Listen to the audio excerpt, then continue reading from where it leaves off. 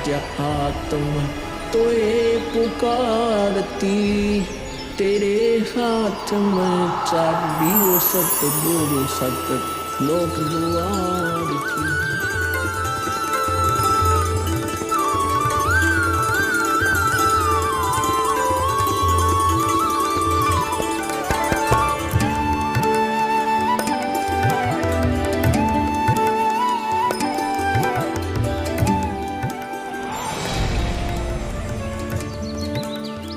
राम राम भगत जी। राम राम। आओ भगत जी बैठिए, खड़े क्यों हो? संत रामपाल जी महाराज अपने परने को पुलिया की दीवार पर बिछा देते हैं और महात्मा जी से बैठने का आग्रह करते हैं। कहाँ से आए हो बेटा, क्या करते हो? भगत जी, वैसे तो मेरा गांव धनाना है, जिला सोनीपत में पड़ता है। अब एक छोटा सा मकान बनाकर रोहतक में रहता हूँ। जूनियर इंजीनियर था, लेकिन अब नौकरी छोड़ दी है।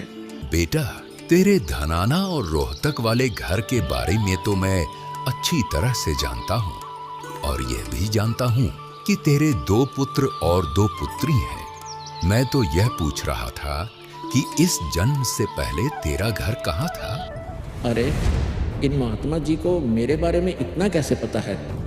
महात्मा जी, जन्म से पहले हम सतलोक में थे, वही हमारा घर था। लगता है ये भगत जी राधा स्वामी पंथ के अनुयायी हैं। इनको सत्य का ज्ञान कराना चाहिए। मेरे गुरुजी स्वामी रामदेवानंद जी हैं। मेरे भगवान कबीर देव जी सृष्टि के रचनहार हैं, वही सतपुरुष है।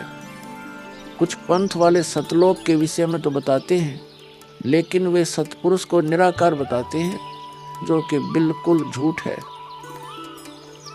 भक्त जी, मैं स्वयं संत गरीबदास जी के पंथ से जुड़ा हूँ।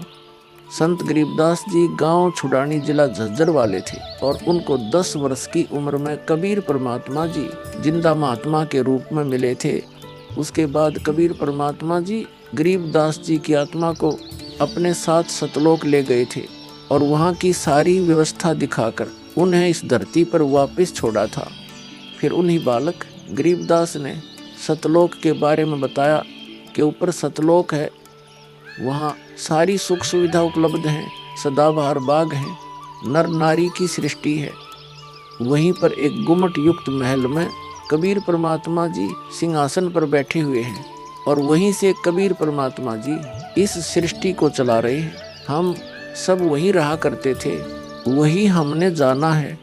जो सतलोक में केवल प्रकाश ही प्रकाश बताते हैं, उनका ज्ञान गलत है, वे मोक्ष प्राप्त नहीं कर सकते। भक्त जी, उस बालक गरीबदास ने वाणियों के माध्यम से बताया है कि गरीब अनंत कोटि ब्रह्मांड का एक रति नहीं भार, सतगुरु पुरुष कबीर हैं, कुल के सिरजनहार। कौन कबीर? हम सुल्तानी नानक तारे दादू को उपदेश दिया, जाति जुलाहा भेद नहीं पाया, काशी माहे कबीर हुआ। बहुत आनंदित करने वाली बातें करते हो, और बताओ कुछ। इन्हें अपना ज्ञान अधूरा लग रहा है। हो सकता है ये नाम दीक्षा लेकर परमात्मा से जुड़ जाए। भक्त जी, अगर आपको अपना कल्याण करवाना है तो एक ही तरीका है, नाम दीक्षा। मेरे पूज्य गुरुजी ने मुझे नाम दीक्षा देने का आदेश दे रखा है। मैंने अपना घर और नौकरी छोड़ दी है। अब गुरुदेव जी की ही आज्ञा अनुसार प्रचार और दीक्षा देने का पवित्र कार्य कर रहा हूँ। बेटा, क्या तुम्हारे गुरु जी ने तुम्हें सारनाम और सार शब्द देने का भी आदेश दिया है? इन्हें कैसे पता सारनाम सार शब्द के बारे में? गुरुदेव की आज्ञा थी कि अभी सारनाम को सार्वजनिक नहीं करना है। उन्होंने कहा था कि मुझे स्वयं परमेश्वर कबीर जी मिलेंगे और वही मुझे सारनाम को सार्वजनिक करने का सही समय बताएंगे। तब तक यह सारनाम केवल विशेष विश्वास पात्र अनुयायियों तक सीमित रखना है। बेटा रामपाल, मैं ही सत्य पुरुष कबीर हूँ। अब वह समय आ गया है सारनाम और सार शब्द प्रदान करने का। वह भक्त जी, मैंने आपको बता दिया कि कबीर परमेश्वर मुझसे मिलने आएंगे, तो आप स्वयं ही कबीर परमेश्वर बन बैठे। मैंने अपने गुरुजी से पूछा था कि हे गुरुदेव, मैं कैसे पहचानूंगा? जो मुझे मिलेंगे कि वे कबीर भगवान हैं। गुरुजी स्वामी राम देवानंद जी बोले, यह विश्वास करवाना व पहचान करवाना उनका काम है। तभी तो मैं बता रहा हूँ, मैं ही सत्य पुरुष कबीर हूँ। कबीर परमेश्वर जी सबको जिंदा बाबा के वेश में मिले हैं, आप तो जिंदा बाबा वाले वेश में नहीं हो।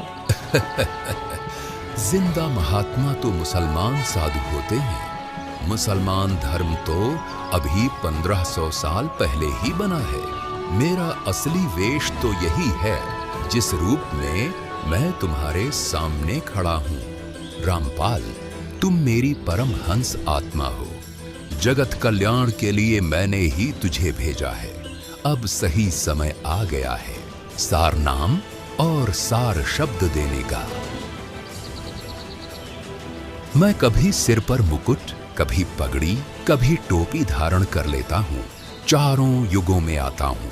सतयुग में सत सुकृत नाम से, त्रेता युग में मुनींद्र नाम से, द्वापर युग में करुणामय नाम से और कलयुग में अपने वास्तविक नाम कबीर देव यानी कबीर नाम से आता हूँ और तेरे जैसी हंस आत्माओं से मिलकर उनका भ्रम दूर करता हूँ। लेकिन अगर तुझे केवल जिंदा महात्मा के रूप में विश्वास है तो मैं तुझे अपना वो रूप भी दिखा देता हूँ। ये देख।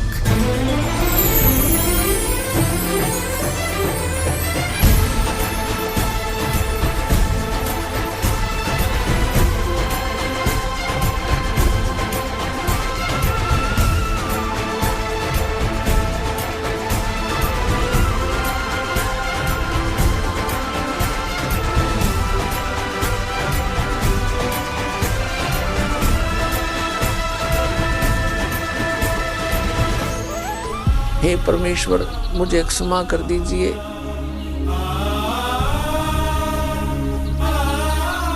मुझसे अनजाने में गलती होगी।